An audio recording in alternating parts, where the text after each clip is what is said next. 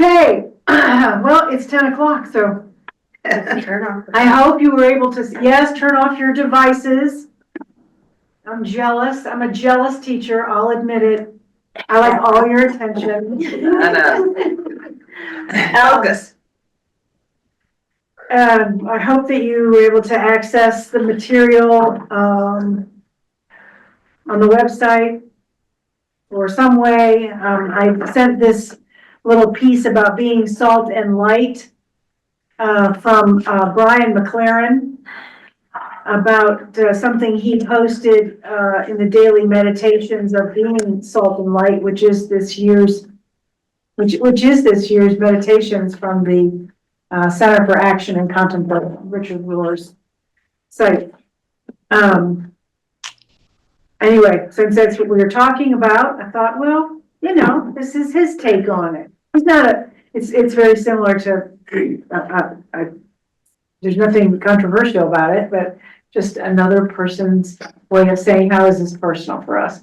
How do we interpret salt and light in our own lives? How do we live that out? So if you didn't get a copy of it, I have some here. When did you send it? Yesterday and this morning, it's posted to the webpage. It was on the thing that you got your link. It says material, Right. class material. It was right with a link. Oh, I didn't see it, but I can't go get it now because I'm talking to you on the machine. Let me see. Read it. Well, I think it's something for your own edification. Like, we're not gonna spend much time on it in class, just because we don't have a lot of time. And we're already one part behind, and so, I'd like to try to cover the material that we promised we would cover, or try to. So, but certainly, as you read it, maybe next week you might have questions about it, or something that struck you. Hi, Ruth, welcome. Hi. So we're not doing chapter 3? Yes, we are doing chapter 3. Most definitely. We I got. thought that was very, very helpful. I told Eleanor, I was reading it to her and I said, well, that really helps me understand the Beatitudes so much better. Yeah. And then I just appreciate Brian McLaren because he comes from a different background than I do. You know, he came about to this way of contemplative living through a whole different way of being. And yet here we are, we end up at, you know, not that it's all about being in the same spot. However, his insight is really powerful. No, it was great. I really loved that. And I had read it earlier this year because I would read the daily ones and I was like, wow, this is awesome. And I love that it has come back around, like you said, to where we are in this class. I thought that was the most beautiful explanation of what the Beatitudes were, because I had thought they were some kind of like laundry list of some way we should be or something, you know. And then when he explained, you know, what it was, that it was, you know, we bless the forgotten, the despised and excluded. I thought that was just brilliant. Mm-hmm. Yes, thank you. Yeah, I'm glad it was helpful. And I like it sometimes when the parts of my life intersect, like when I received that originally as a meditation, a daily meditation, I was like, oh, look at this, how we're intersecting. Mm-hmm. How life is kind of trying to make sense to me in ways that even I don't understand. So the part 3 we did touch on last week, right? The title of part 3 is Inside Out Righteousness.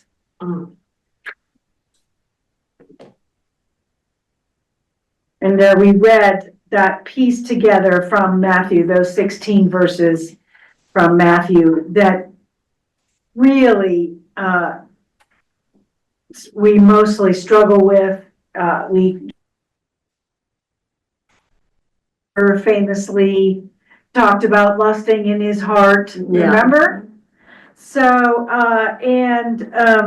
that really is part 4 too, but And then it has this whole thing about cutting off your hands or plucking out your eyes or living in a particular kind of way like that, that we know is not probably the case of what Jesus was prescribing to those who were listening. Maybe he was just saying, like, he's at the halfway point, basically. Maybe it was like, is anyone listening? Are y'all paying attention right now, or do you know what's happening? And it's just like, this is, it's not, the words are not turn your other cheek, but it is, someone asks you to go a mile, what do you go, yeah, you go further, than they ask you to do. And if someone, if you have something against someone, what do? You take it to them first and try to reconcile with them before you take your gift to the altar.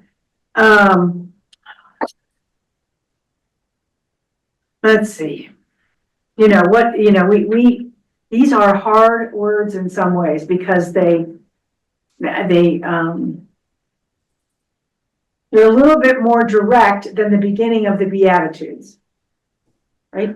The beginning of the Beatitudes, Jesus is saying, blessed are those blank. Blessed are you who? Blessed, blessed, blessed.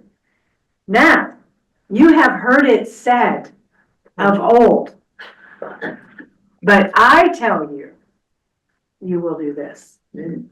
Yes, we have all heard it said of old, and now we're might gonna behave or say something differently or do something differently. So let's go. We talked on page 56. We did this last week. We did this little part on 17 about the 3 blind angry mice. Remember we talked about that? Not even a blind man can carry a gun. Perhaps perhaps they shouldn't shoot it, but they can carry one. And how that is the extreme of one way of thinking about being in the world. It doesn't make any sense. So often things don't make sense. Right. Taken to its final degree, that makes no sense. Yes, I get it. In the initial writing of a law or a statute, it might have made sense. Doesn't make sense in this context. So, so anger. We will not cultivate our anger. That's really tough stuff. I read those 2 pages over and over. I think anger just, it's tough to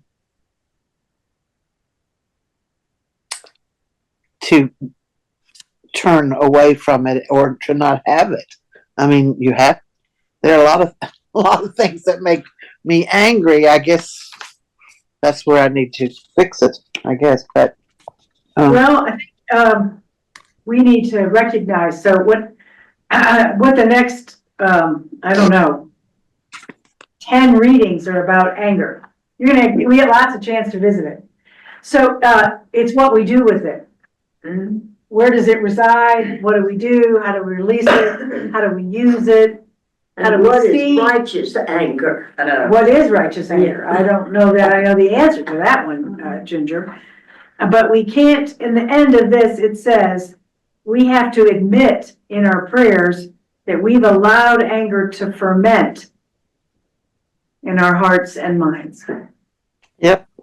So that's a recognition. It's an awareness. It's always like that. We're always recognizing things. And sometimes we're able to, I don't know if you want to use the word solve. We're able to address it. Not sure it's a solving kind of a thing, but I think it is an addressing kind of a thing. And we can notice, and got a doctor on the screen who knows a little bit about what happens when we don't turn over our anger. Where does it end up, Margaret? Eating your gut. Yeah, it ends up, right? It will make us sick. Sick in mind, sick in spirit, sick in health. And it can make you lonely too, because you can be alienating yourself from so many people because you're Angry. Angry. Yeah, and it doesn't, what did someone say that I read this week? Anger is a primary emotion. Like you can access it. It was acceptable in my family because I had a super angry parent, right? So I knew anger as being like, ooh, I know that emotion, anger. The rest of them, the more nuanced emotions, not a clue, couldn't distinguish. Margaret. No, I just was going to say, also anger manifests itself not only like in your gut and making you, physically ill, it also magnifies other problems that you have because it puts you in this sort of depressive mindset. Yeah, Yes, I agree. it can indeed. Do you have a pill for that? No. No. Well, we might. That's it. Helen says we have prayer. I knew what she was gonna say.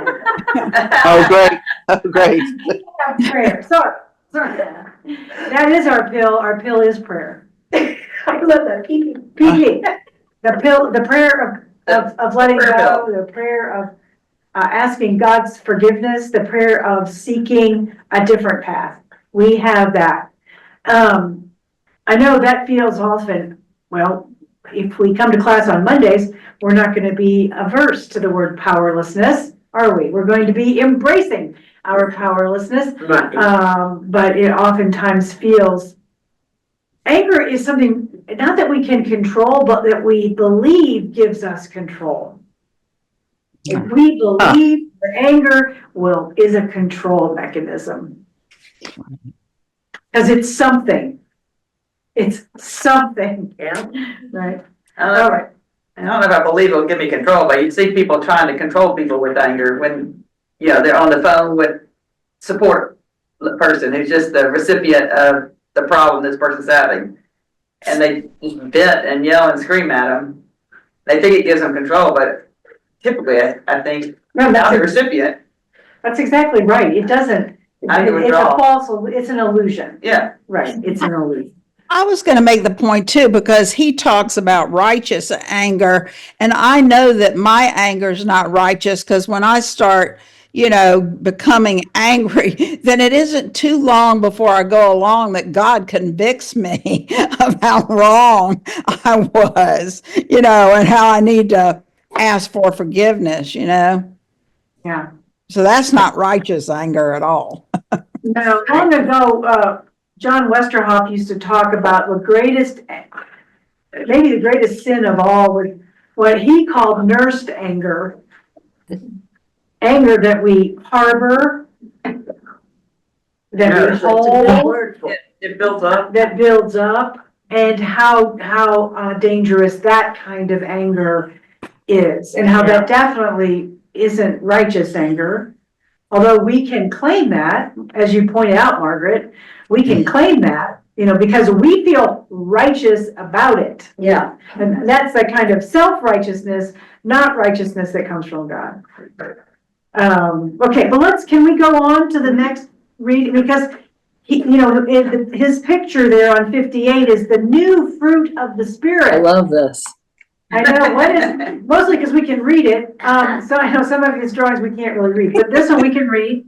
And it shows this banana. And the banana is the fruit of the Spirit is outrage. And he says this comes from maybe the digital age, and how easy outrage can be, the flames of which can be fanned by social media. Definitely. I don't know how many people this week, friends of mine on Facebook, and I'm just really a stalker on Facebook. I don't post anything. I just see what other people are doing. And, but I had 6 friends who said goodbye to Facebook because they thought that for the health of their communities and their own health, they needed to be away from that.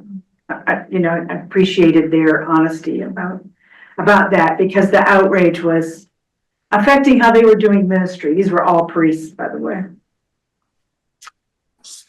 So our church, perhaps, he says, is what? Addicted to outrage. Maybe not the Episcopal Church, that's not his tradition. The author doesn't come from this kind of a tradition. He comes from a more evangelical tradition. He led a church in Wheaton, Illinois, because if you know that, that's a fairly conservative place. That's where I used to live there. Yes, you know that then.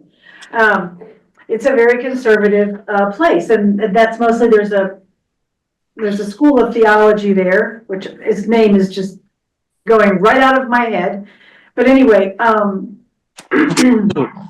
he was part of a church there, and I think there are, and I think we can see it where, you know, the church isn't doing what we need it to do. Either the church isn't acquiescing to culture, this is part of his part, or the church is removing itself completely from culture. And there's a couple more pictures later on in this series that say how that neither one of those probably is where we want to hang our hat.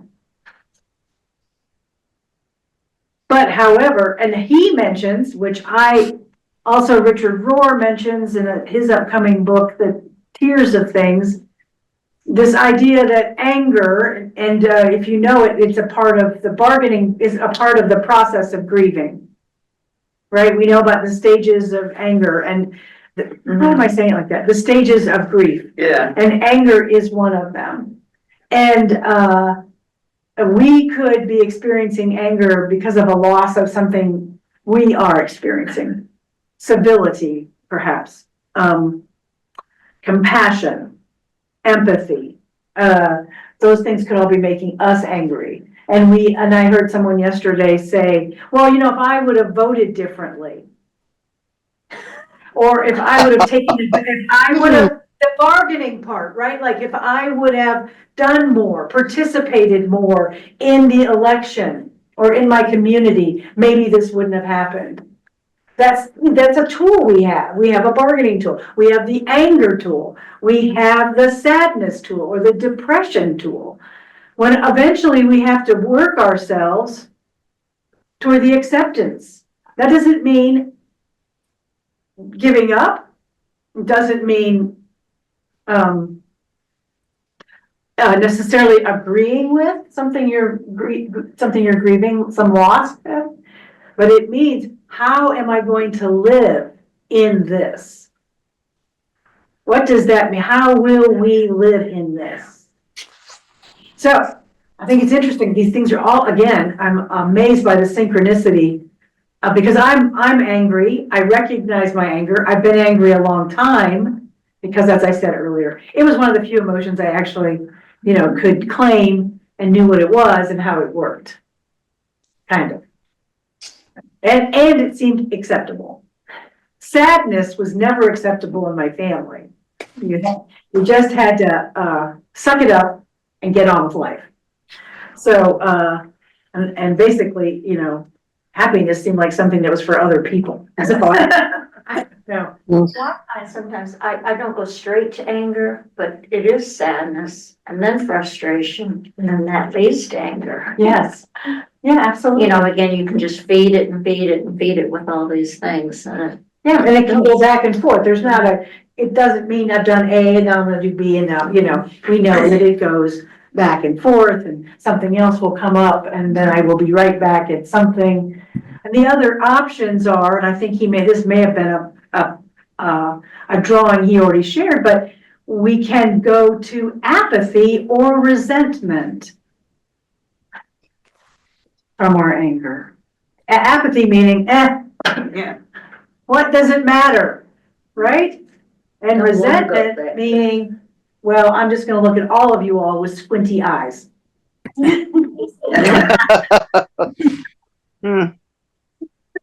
Oh dear. What a look. I Oh, no. No one wants that look.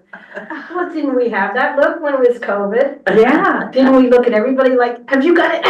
Oh, interesting, right? Yes. Right.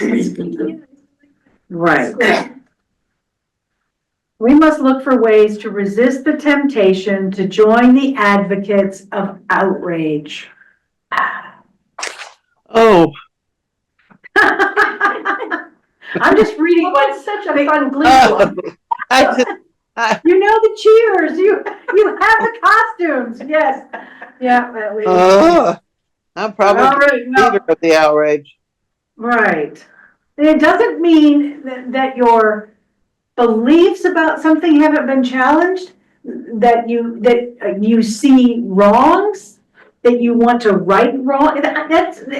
It's not that it's separate from that, but we have to see how the anger can't just stay in anger. Richard Rohr's book, The Tears of Things, is about the prophets and their anger. And prophets all start out in anger, but they move, don't they? Yeah. Third Isaiah, the writings from Third Isaiah are not the same as First Isaiah. Jeremiah does not stay in the same place. Amos does not. John the Baptizer was in anger, and unfortunately had his head cut off, so he never got to resolve his anger into action. That didn't happen for John the Baptizer, but there's a progression. And I love that Rohr now has gone back to look at the prophets and look at this progression in their own writings and talk about, yes, they're sad that they have, look, their people are in captivity, their blank is blank, their whatever, the temple's destroyed, the intelligentsia of the community's been carted off, no one cares, it's an apathetic culture, all kinds of things that they were facing into. And yet they continued to speak. They didn't all, it's called The Tears of Things, it's not out yet. Tears of Things. He took it from Virgil. It's not out yet? No, March 4th. I just happened to see a seminar he gave about the book. So. All right, let's go to 19 and page 60. We're leaving this one with me still having anger. Yes. Oh, you're gonna have other times to explore it. Your anger will come back for you. Because here's what Kate, happens. this is the antithesis of Sharon's way of doing things. Yes. That's correct. Sharon's kind of at most a page a day, and Allison is at least 4 chapters. I mean, no, at least a book a day, maybe, or something. So, Well, that's it. And, I'm doing a book study. She's doing a soul study. yeah. So There you go. We'll count it all joy. that's right. That's right. But you certainly could, Irv, read this book in that same way. Yeah. Yes. Maybe I like both approaches. That was Yeah. not a No, I know. negative I comment. appreciate it. I'm involved in both groups, so I'm happy about that. Yes, Kate, you were gonna say something. it's just that I keep reading this stuff over, this one section over and over again, because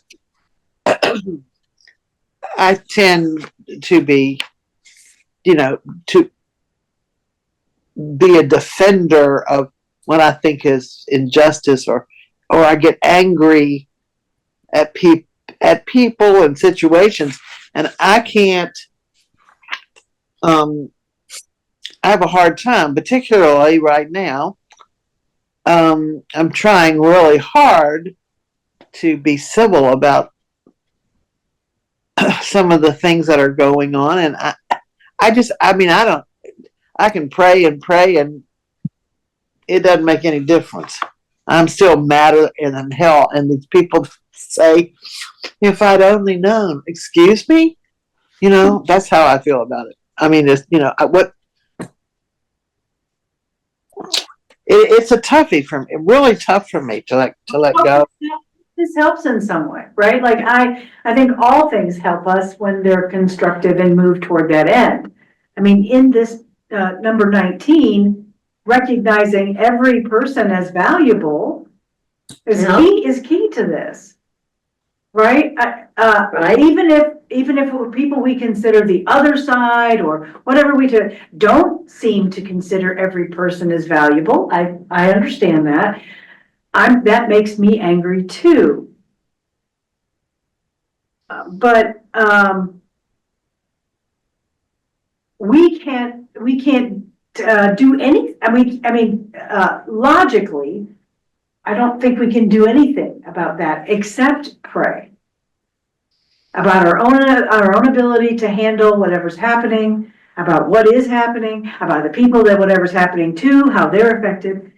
This example that he gives of, Anthony Scalia, whatever you feel about his stances that he took on the court, he said, I attack ideas, I don't attack people. Mhm. For some very good people can have some very bad ideas. And if you can't separate the two, you gotta get another day job. And most of the they're attacking ideas, but the way they say it sounds like it's attacking the person. Right, So it's all in how you communicate as to what happened. yeah, exactly.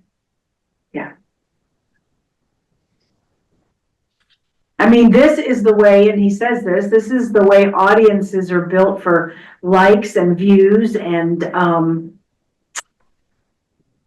it's unfortunate. It is the way the world is in terms of how media directs it, either that's social, print, television, I don't care what it is. They are directed in such a way to sort of elicit that sort of contempt for the other. We have numerous examples now going back 12 and 16 years. It's not new. Some of the stuff that we were doing in our migration class on Sundays, right? We looked at political cartoons from 150 years ago and social programming of 150 years ago that was absolutely written and designed to provoke a contempt for people who came from outside the country. So nothing new there, nothing new. Maybe it gets out faster, it has a wider audience, it's harder to avoid, that kind of thing. So let's look at this eye rolling is what he demonstrates in his little figure of the contempt. I like this. Right? This is, if you've ever had children, the eye roll is the first sign that something has gone amiss. I remember with my kids going, okay, we've crossed over to a new plane of unlike when you begin to roll your eyes at me. And then we've lost some connection, haven't we? In a marriage, I've seen this as well. We have contempt for our partners often when familiarity breeds contempt is what the old expression used to say. Right. Know you well enough to roll my eyes. But it seeks to diminish the inherent value of another person. Don't want to do that. Right? And we don't want to do that because you're not like us. And this noise where this word comes from, is the sound of clearing spit from someone's throat. Yeah. Rid of you, Yeah. right? This is what these are people not worthy of our care. And I wonder, so the question is, how do we show respect even when we disagree strongly with people? We say we respect the dignity, not of just people we agree with. That's not what we say in our baptismal covenant. We say we respect the dignity of every human being.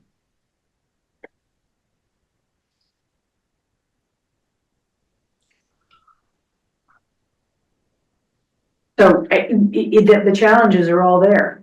Yeah. The guy that goes into a school, the guy that goes into a church. I mean, yesterday was 10-year anniversary of the shooting in Charleston, right? A guy that walks into a church, Yeah. and kills 10 people. 8 people? How do we respect the dignity of every human being?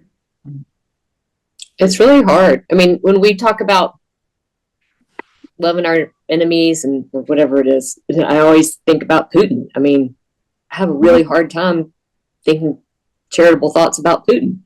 But I always think all I can do, because I can't really have any empathy there or sympathy, but I can try to say, I pray, just soften his heart. The people that I really think are not likable or enemies, or that I do have contempt for, I have to just try to find some sort of softening thing that keeps me from that hardness of contempt and anger. Because I can't do it really. I mean, I'm human, but that's my best try. But Ruth, how can you soften towards somebody who's evil like that? Well, no, I'm praying that he will soften. Oh, praying because that- I'm like, No. I Or can't like- soften toward that, because he's so evil. No, that's what I didn't say it right. I'm trying to make him be less evil, or soften. How you coming on that, Ruth? It's not really working, Irv. It's the best I got, though. But isn't this kind of where you have to separate the person and their behavior? Right. But I don't know how you do that. I I mean, don't know. I don't know, because I mean, he is what he is, and he has power to be different, but he isn't. And when the bishop, made those wonderful, whatever you would call it, not a homily. What would and Trump was sitting there, and I can't help it. I don't usually call him by name.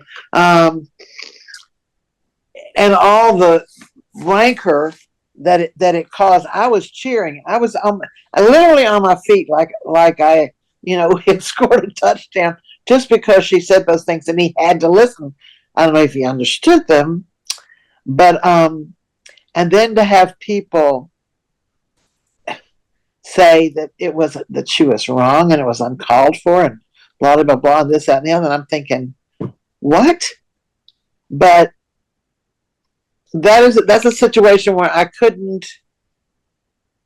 The people that were saying that she shouldn't have done that, I thought, I don't know where you're coming from, but I felt sorrow for them, but I wasn't angry, and that's unusual for me, not to just be out and out angry.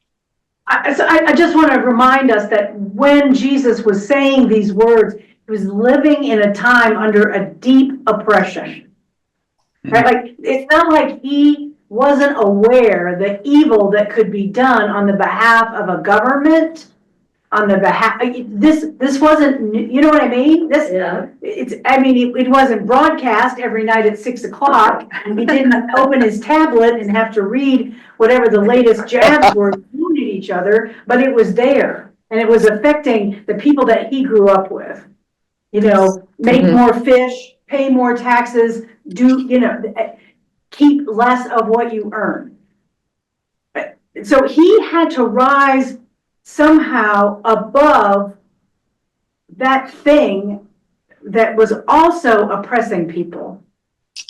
The cruelty of the Romans. Right. I mean, the cruelty of the Romans, that it was a cruel and, society, and the punishments were just, subhuman. I mean, I don't understand, I can't, I'm not Jesus for one thing, and I'm not God, and I just don't understand how you can ever get to acceptance and have non-anger about that. Thank you. Because it's the exact opposite of what Rome was doing. It's the reason for delivering the Beatitudes. Because that way of life will never be the way.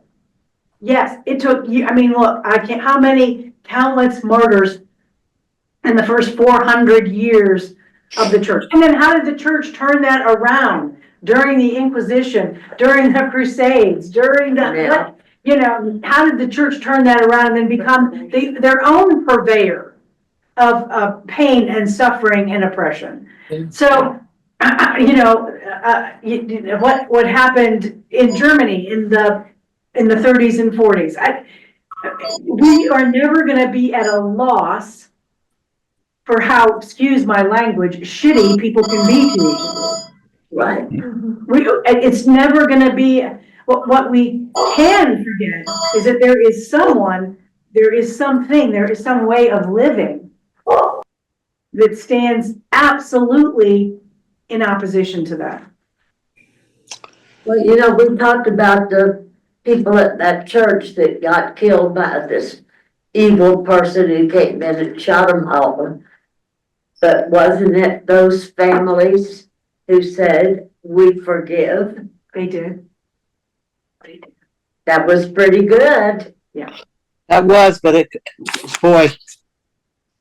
You know, but you know, some things that is, I guess everybody knows about, but you know, in the Old Testament, here I go again, and from which would be the culture that Jesus came from, there are very strange rule, not strange, but very, well, they are strange to us, rules about taking care of people, you know, and maybe that's of if a woman's husband dies and then he has a brother, the brother takes care of the widow. The widow is very, you know, much taken care of in the Old Testament. Then if, but only women can commit adultery, which is always amazing to me. But the fact that every so many, I don't know how many years it is, everything goes back to zero.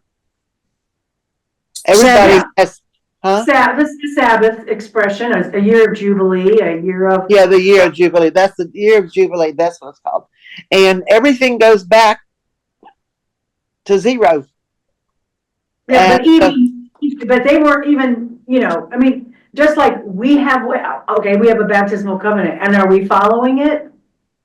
No, we ain't. And so, just like there were laws, and there were ways of being, and there were prescriptions by, issued by rabbis and teachers and leaders, not everybody followed them, and nor were they allowed to follow them. You know, if we think because of about it, outside government, which is exactly, a lot of the time, it was Right. that. I mean, like the one that was my uncle's favorite was the one about the man who, the man needed money, and so he asked his friend, and his friend said, "Well, you have to give me collateral." So, I mean, this is a law in the Old Testament. So he gave you your coat, and so his coat is collateral. But then at night, you have to give it back to him so that he won't be cold. right. But in the Yeah. morning, you go and you get it again, and you hold it all day, and then finally he said, you know, the feeling ultimately becomes, well, just keep the damn coat. What good is it doing me lugging it around all day? But it was a way of, even if they owed you something and they, you know, and you forgave it ultimately. So there were all kinds of laws that when people roll their eyes at having to read them, and you read them and you go, seriously, they were there to keep the outside forces from making the Jewish people be different, like the people that were out there. But those were mighty big governments, and like the Romans, that kept them from continuing. But so in my mind, Jesus was reared reading those and knowing those things. And knowing that they weren't being lived out. Right. Knowing that they needed to have this, you know, that we say now that Jesus came, you know, to fulfill the law and the prophets, right? That's what we say. He didn't, this is his recontextualizing of those laws in these Beatitudes. He's just, Right. he's putting new language on. He's trying to give people a way, much like we look for a way when we read the Beatitudes. Okay, how can we understand this? How is this important for us? How is this meaningful for us? How do we make meaning out of this? Right? I think it's this, you know, it's the ongoing quest. Because as much as I would like to think that the you know, the arc of justice is long and or the arc of humanity is long and it bends toward justice, it's sure taken a heck of a long time to get there, right? No Like kidding. that arc is getting deeper than I had wanted it to be, right? So, but it is, and I do believe that, and I have to hold on to that. Can we move to number 20? Then no one should be invisible. What does contempt lead to? Dehumanization. We know how this has happened in our own country's history. Dehumanizing folks makes it a whole lot easier to have ridiculous rules, to enforce, whatever, laws that are not equal or kind or whatever. So the visible, those I see as worthy of dignity, respect, and the rights I demand for myself. We are true humans. And then who do we make invisible? He's left these question marks. I guess you get to name your own. Right. Okay? But it doesn't concern me because they are subhuman. Nazis named Jews as subhuman. So laws didn't apply to them. Care, concern didn't apply to them. Proper care, proper, the Untermenschen, subhuman. So he has 4 of these circles. Mm-hmm. And I thought, well, I'm gonna fill those in. Nice. Who are the invisible, number 1? Who are the untouchables in our lives? Right.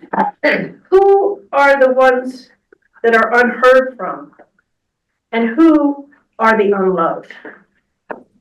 Mm-hmm. So I just filled those in. I didn't put any specifics, but I just thought the invisible is one thing, but it's also many senses. The unseen, the unheard, the unloved.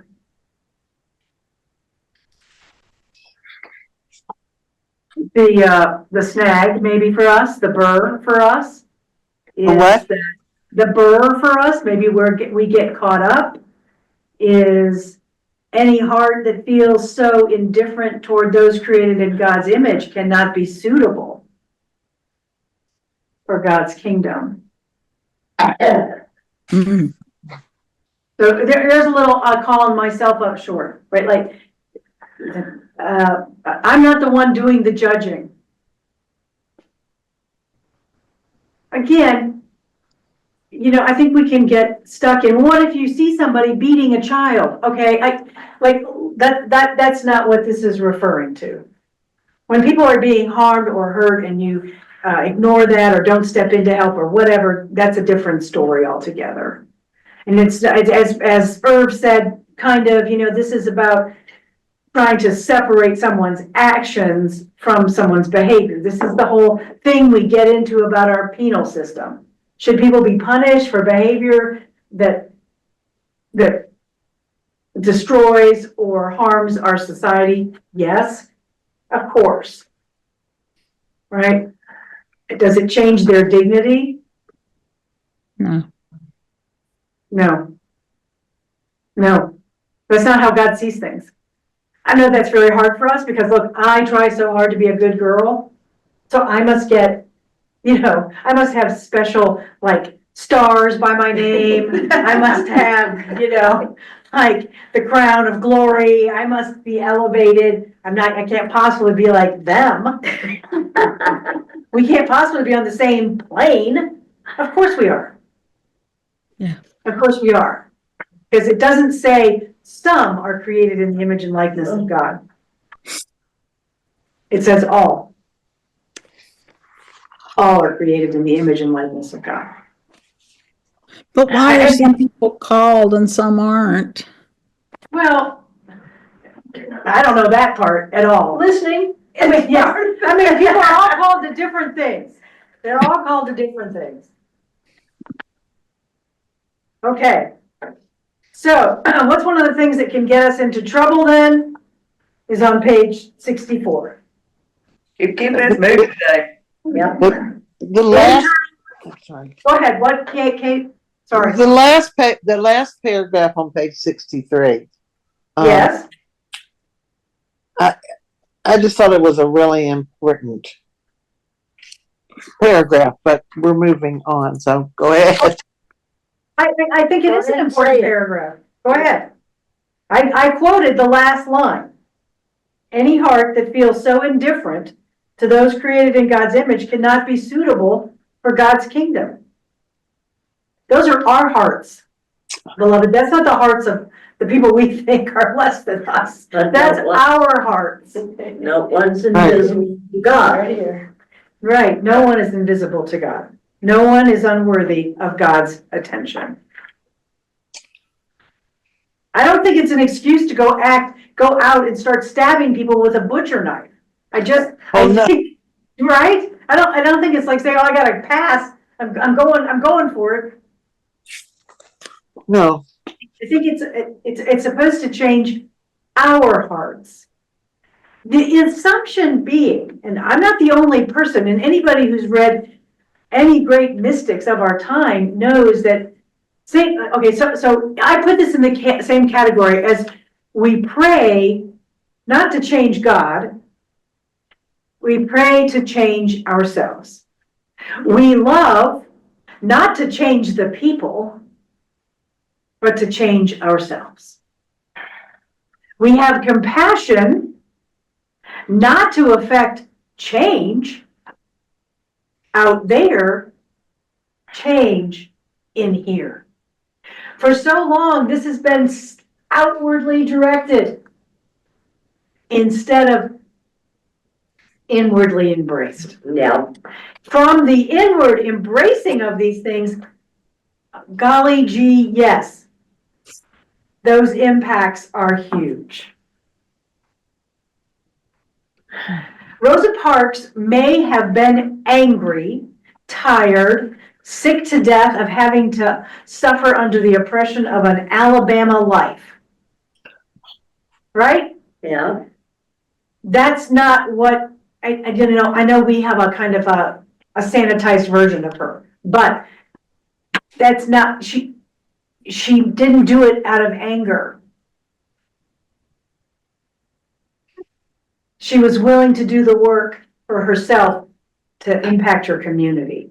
It started with her. It didn't start out there. It started with her.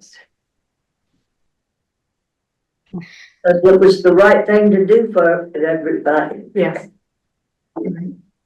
But so often we can get because it's the whole world that we live in. You got straight A's.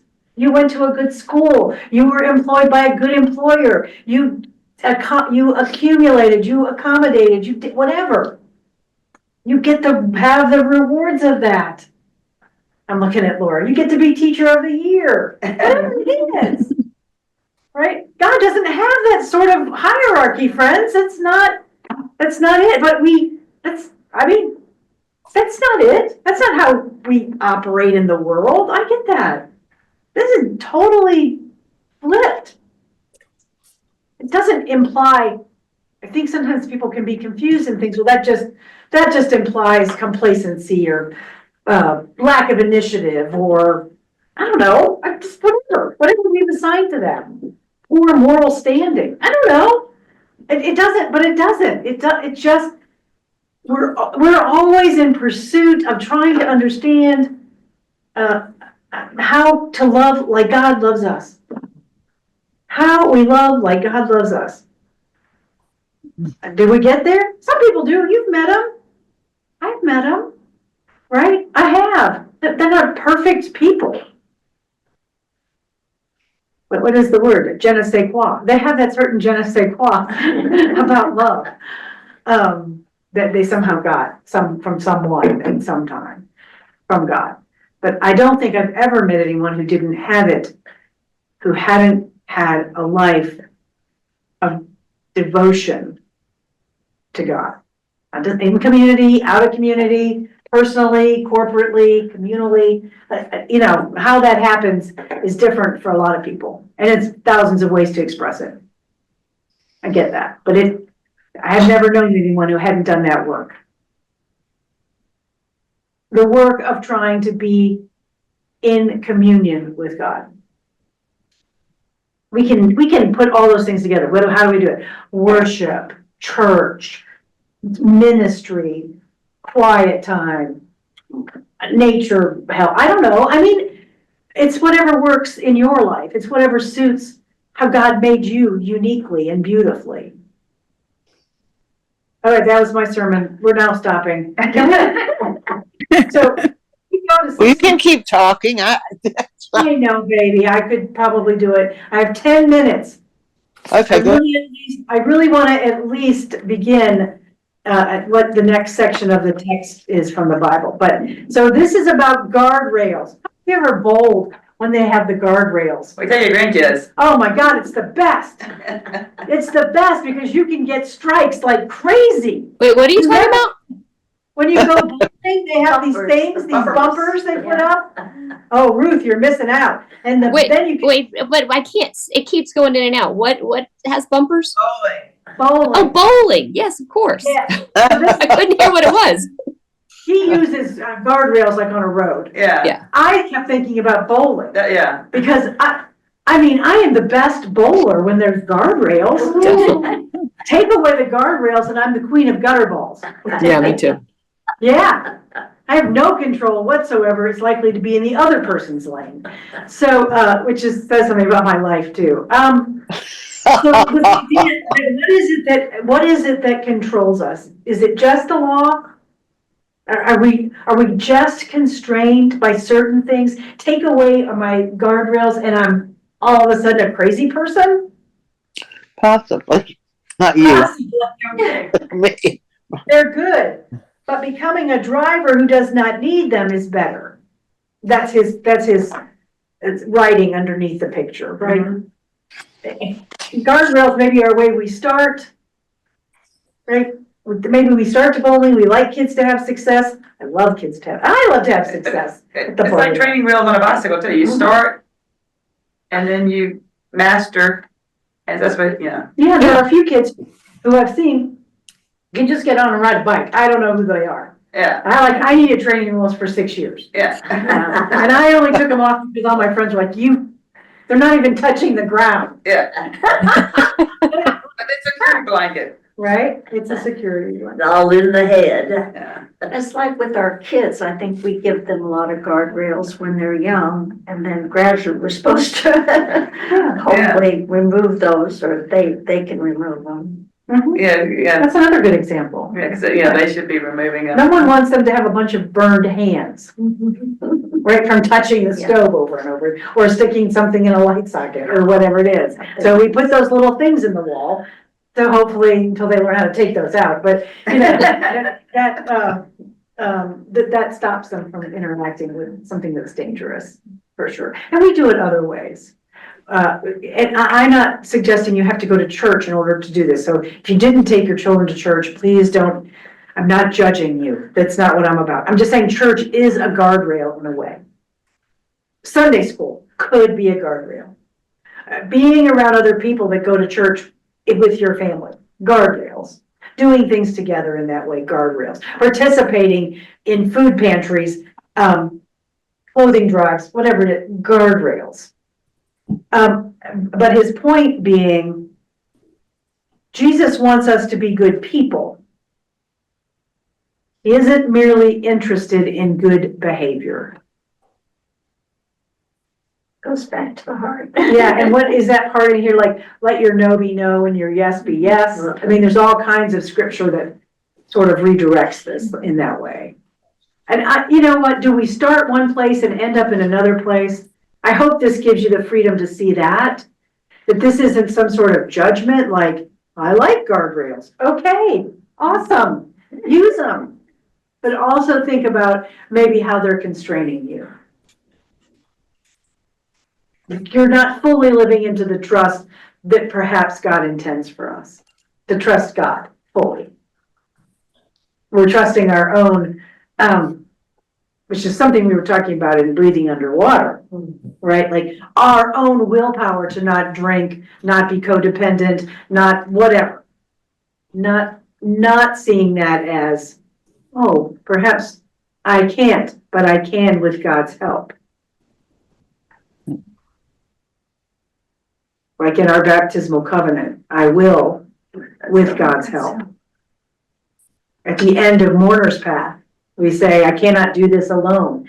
I do it by putting my hand in your hand, and together with God's help, we will learn to walk the mourner's path. You know, we do that. No. You can think of lots of ways we do that.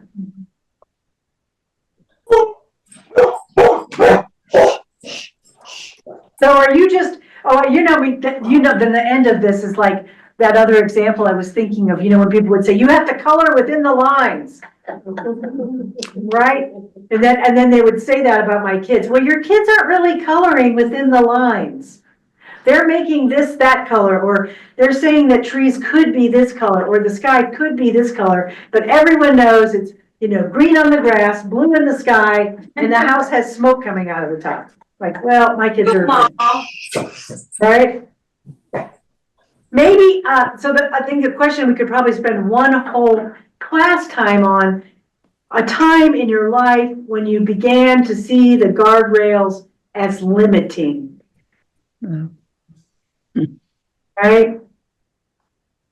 Helpful at one point in your life, now constraining, now keeping you from something. Terrifying in some ways because there's not a lot of practice about being outside the lines. There's not a lot of trust, you know, like, how will I know that God will be there? How will I know? I don't know. These are the questions we all face usually in the last half of our lives. How will I know? Without the guardrails, without the training wheels, without the marks around the edge, how will I know? Right. Now, I know I'm never going to be a good bowler, so that's fine. But yeah, there are other things that we might want to think about. I'm not gonna dwell on it, but I just caught on this diagram that the first picture, the bad driver, is the Old Testament covenant, and then the good driver is the New Testament guy. It's got the license tag. Yeah, Because it's hard to read these things for me. It's like, okay, that's a whole other reflection. Anyway, Yeah. keep moving. yeah, it is hard to read some of them, but and there's nuance in there. Yeah. Right? This is what Kate was talking about before. The law was necessary. The law is necessary, but Jesus comes to reimagine that so that we are not stuck. Right? We're not stuck. Salvation is for all. What this Sunday's gospel is the presentation at the temple when Simeon says he has come to be a light to the world. But no one had said that before, and certainly no one was saying it when you were bringing your baby at 40 days old to be, it's for a rite of presentation at the temple, which was the law. Bring your turtle doves, bring your money, bring your stuff, and this will allow you to be a member of this temple. You need to do these things in order to continue to walk with God. It's all good, that's fine. But Simeon shows up and says, wait a minute, this is a light for the world. I mean, that's overwhelming to me. And it's a baby. And if it tells us anything, that baby is just a baby. He hasn't done any yet, hasn't won any soccer trophies, hasn't gotten good grades, hasn't helped his neighbor, he's a baby. And he's a light to the world. I can only draw, my inference is, thank goodness. Right? God sees me as that little baby being presented and says, she's the light of the world. And I don't care how many awards she has, or if she failed her GOEs, or if she, you know, and she doesn't like certain people, or she is angry and mean and rolls her eyes at her husband. I mean, you know, all the things that I know I'm not good at. But he doesn't say that. He says, it's a baby. I love a baby, and a baby.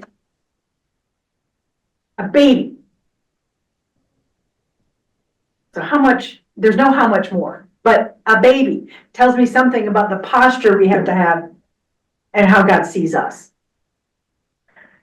So you got a preview of my sermon. It's either that or I'm gonna preach on Groundhog Day, and I haven't figured it out yet.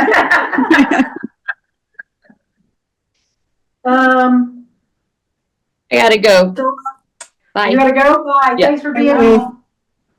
All right, well, we're just gonna get to the end of this section. We're not gonna get to read Love in Action, which is so funny because Love in Action, isn't that our vision statement for the church? Yeah. So, but it's coming. We'll get there.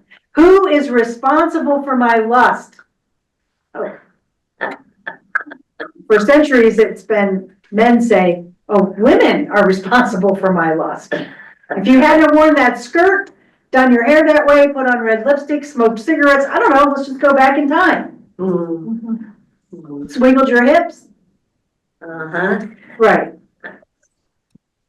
If culture is responsible for my lust, television, pornography, I don't know, whatever it is. Yeah. So we'll just not do that. Don't go to dances. Don't watch TV. Don't play cards, because I guess that might lead to dancing. Don't, you know. I'm in real trouble. Yeah, cover yourself up. Or who is responsible for my lust? It's a choice. Me. And with God's help again, I'm looking for a transformation of my will. I understand that some some of these things can go off into the realm of addiction, right? I totally understand people who are not understand them. Know that people are addicted to pornography or sex or lust or there's ways of being that I don't fully understand, but I know it's true. I have people come to me, whatever their predilections are, but he's speaking broadly, as a culture. He's not trying to go to the end of the rainbow and say like, oh, how are we going to solve this or let's just be permissive, blah, blah, blah. It's not his intent in this chapter when he's looking at it, because the scripture said, if you look, about divorcing and who's the adulterer, and if you have lust in your heart. Maybe you have never acted on it. This is so much of this. There's lots of things that we do that we don't act on. I get that because we know our guardrails. We're constrained.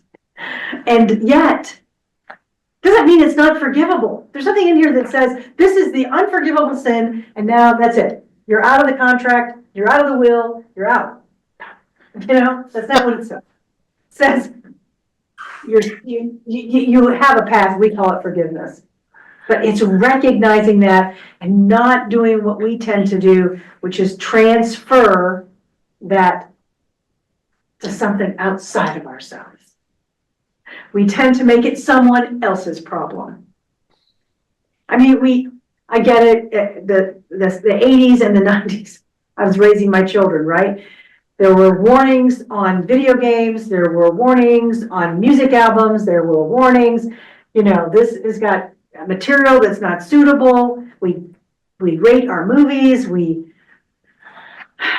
there are things that we do, right? People probably shouldn't drink until their brains are fully formed. I don't know. Some people's brains are never fully formed. Right, I know. Maybe they started drinking. I don't know. There's things that we say, right? Like you shouldn't probably do, there's certain things you shouldn't do. I get that. I think this is just talking in the terms of how we can try to use a rule to sort of make ourselves feel better about some behavior we're demonstrating that we have. Right? We've done it. It's culture's problem. Do you remember all the conversation? We still have the conversation about teen shooters. Did they watch violent video games? Are they mentally ill? Are their parents divorced? Are they, I know this doesn't apply, like it's not an overlay like in a medical textbook. I know that, right? I know there are differences. Yet, if we think about how many times we've heard some of these as we try to say, how do we navigate something we know, and how Jesus took it back to, look, if you're doing it in your heart, and just because you're not acting on it, it's fine. You're not going around attacking women or something. Yes, but there's not gradations like we think. Again, another way that we've interpreted, like, well, my sin isn't as bad as your sin. Right? My sin, your sin, you actually, acted on it. I'm not sure we can do that. So, all right. Anything else about 22? Does the inclusion of the word intent change your understanding of Jesus's teaching? What is your intent, your intention? And I don't care if that's towards something good or something not good. What is your intention? It's just examining It's the it. crux. The CRUX. Crux. Correct, yeah. Cross. Allison, I gotta leave too. Okay, bye. I gotta get somewhere. Thank you. Well, Thank you you. better for study being up here. on 23 because we're gonna cover it. For those of you who remain, because, I don't know, this is on 68. Yes, he says, Jesus used humor. The humor Jewish. and hyperbole. Did you hear, he says underneath, did you hear about the mutilated stump that rolled into heaven? Well, because he'd had both of his legs cut off. Or maybe just one, because it sinned, and so he cut it off, but he got into heaven. That's the joke. Maybe it's not funny. No, it was, my visual image of this was, ugh. I know. So this, he says, is one of the most confounding parts of the Sermon on the Mount. Tearing out your eye, cutting off your hand, if they cause you to sin. Over the century, we know some have taken his words literally and prescribed self-mutilation to avoid sin. Thankfully, most scholars agree that Jesus was using hyperbole, but they disagree about how we're to understand this teaching.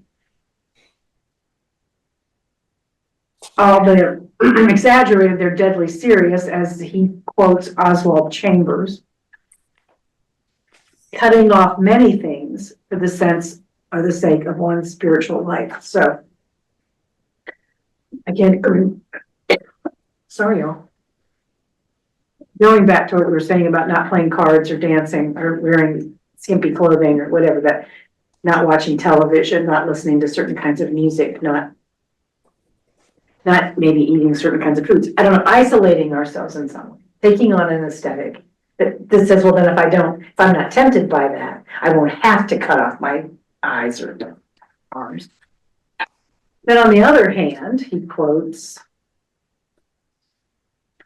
as rabbinical sarcasm, not meant to be taken seriously. For example, the call to pluck out your eyes and cut off your hands was showing the logic and absurd end of the religious focus on external law keeping. Many other faith traditions still, right? Bread stealers, what happens to them? They have their hands cut off. So, I mean, it wasn't just Judaism. Adulterers get stoned. Right, adulterers get stoned. Gay people have their genitals removed. I mean, it's just, it goes on and on.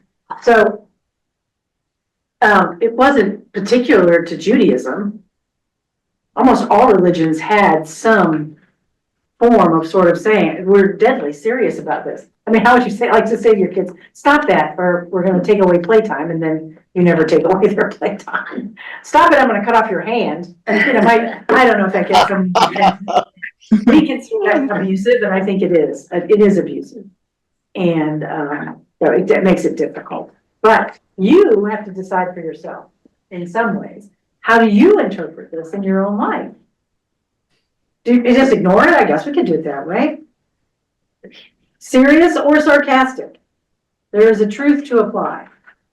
If our hearts are transformed, The transformation will be manifest in new behaviors. Or the avoidance of sin. Again, we talked about this the other day. There's so many interpretations of sin. Different religious traditions. And, we basically start with, it's a separation between God and I, between God, our neighbors, and nature. That's sin.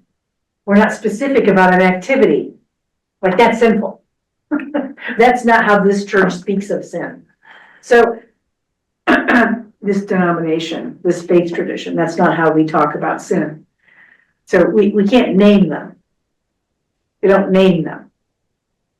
It's like something you could get rid of. We are from time to time all separated from God by our own actions. Sure. So, but he's saying, when we avoid the error of thinking holiness is either external or an internal reality, it has to transform both our intent and our actions. So maybe the guardrails are just a little farther from the car. Right? Yeah. Okay. All right. We are one unit behind, and it's It's a fine. shorter unit though. Yes, okay. The questions that we have, I just want to read one poem, and then I'm going to hand this handout to you. Okay. This poem is by, you may have heard of this gentleman, he's English, A.E. Housman. He wrote in the beginning of the last century. He's a scholar. I think he taught at Cambridge. Anyway, he was never married. There's a lot of speculation about his love life, but in any case, he's written a little poem called "If by chance your eye offend you." Mhm. If by chance your eye offend you, pluck it out, lad, and be sound. 'Twill hurt, but here are salves to friend you, and many a balsam grows on ground. And if your hand or foot offends you, cut it off, lad, and be whole. But play the man, stand up and end you, when your sickness is your soul. So Woolley won't do any good. He was also he lived through World War I. He was kind of a pessimistic writer. He did live at a time when church culture would have been take responsibility, personal responsibility for eradicating your spiritual ailments, right? So his language is direct and forceful, and the poem reflects the values and beliefs of his time, emphasizing the importance of self-reliance, fortitude, and the rejection of weakness. So it's not kind of what I have been speaking to you on, but I just think, I think it's a attitude many people still hold about things if your eye offends you. All right. So this has the questions from today, and the questions for part 4 are on the backside where the poem is. So please look ahead. It's posted on the website, or will be, as soon as I send it to her.